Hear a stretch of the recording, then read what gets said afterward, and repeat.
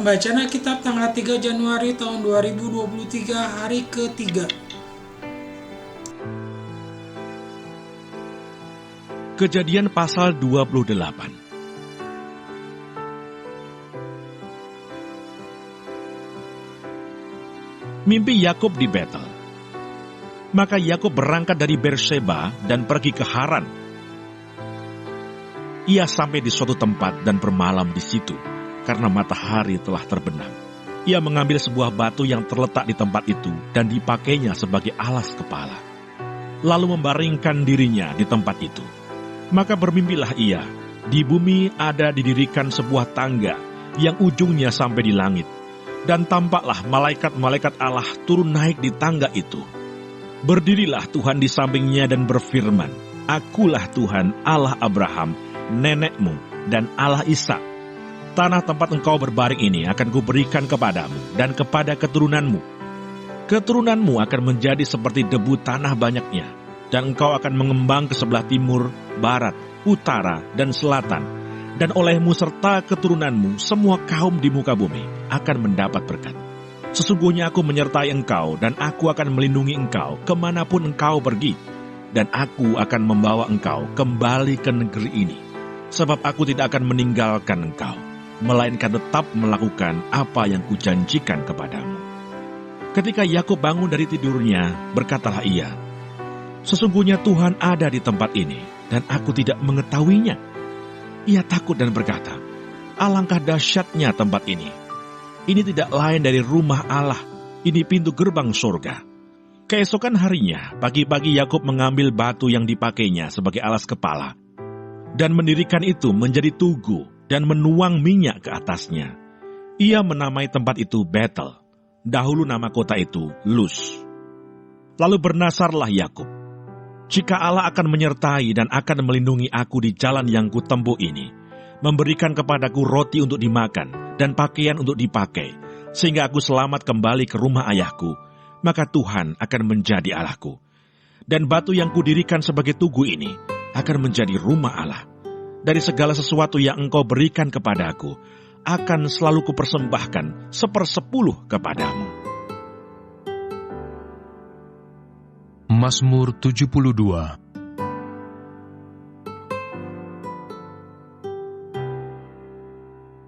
Doa harapan untuk Raja dari Salomo. Ya Allah, berikanlah hukum-Mu kepada Raja, dan keadilan-Mu kepada putra Raja. Kiranya ia mengadili umat-Mu dengan keadilan, dan orang-orang-Mu yang tertindas dengan hukum. Kiranya gunung-gunung membawa damai sejahtera bagi bangsa, dan bukit-bukit membawa kebenaran.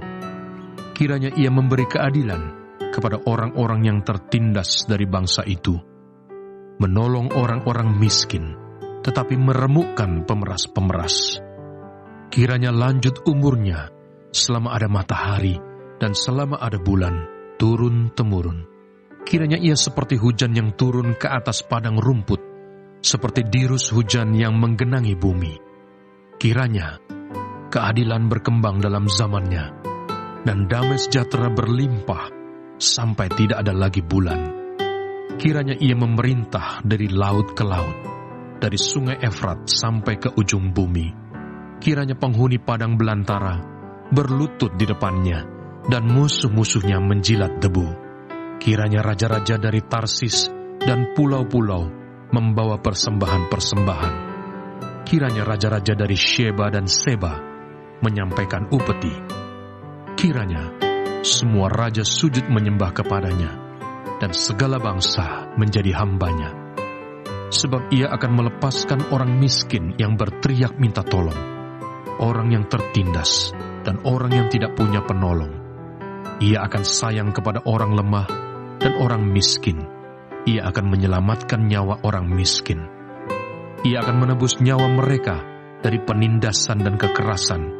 Darah mereka mahal di matanya. Ibrani pasal 11.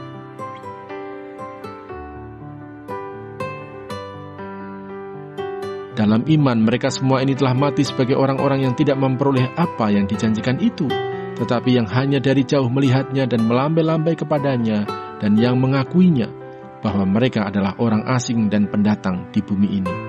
Sebab mereka yang berkata demikian menyatakan bahwa mereka dengan rindu mencari suatu tanah air. Dan kalau sekiranya dalam hal itu mereka ingat akan tanah asal yang telah mereka tinggalkan, maka mereka cukup mempunyai kesempatan untuk pulang ke situ. Tetapi sekarang mereka merindukan tanah air yang lebih baik, yaitu satu tanah air surgawi. Sebab itu Allah tidak malu disebut Allah mereka, karena Ia telah mempersiapkan sebuah kota bagi mereka. Karena iman maka Abraham tatkala ia dicobai mempersembahkan Ishak. Ia yang telah menerima janji itu rela mempersembahkan anaknya yang tunggal, walaupun kepadanya telah dikatakan, keturunan yang berasal dari Ishaklah yang akan disebut keturunanmu. Karena ia berpikir bahwa Allah berkuasa membangkitkan orang-orang sekalipun dari antara orang mati, dan dari sana ia seakan-akan telah menerimanya kembali. Karena iman maka Ishak sambil memandang jauh ke depan memberikan berkatnya kepada Yakub dan Esau. Karena iman maka Yakub ketika hampir waktunya akan mati memberkati kedua anak Yusuf, lalu menyembah sambil bersandar pada kepala tongkatnya. Karena iman maka Yusuf menjelang matinya memberitakan tentang keluarnya orang-orang Israel dan memberi pesan tentang tulang belulangnya. Terima kasih. Tuhan Yesus memberkati. Amin.